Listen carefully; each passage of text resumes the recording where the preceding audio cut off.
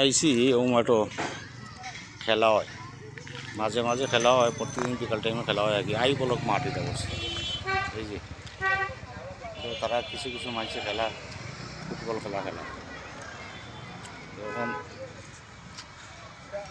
এলা বেশি হাই পাই খেলা হন না। আর ওটা আমি একটা করছি আর কি মুক্তসরভাবে। এই যে আমি আইসি, ওই যে একটা টাওয়ার দেখানি আমার পিছে, এটা হইল স্পিনিং টাওয়ার।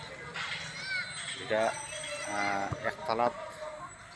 একতলা হইয়া গিয়া বাঘ করছে, এক ভাগ, দুই, তিন, চার, পাঁচ ভাগ করা হয়েছে। পাঁচ ভাগে গিয়া টাওয়ার আত্রাইয়া করা হয়েছে। এটা প্রায় কমপক্ষে 30-35 বছর হইয়া আছে এটা বয়স, বুঝছেন।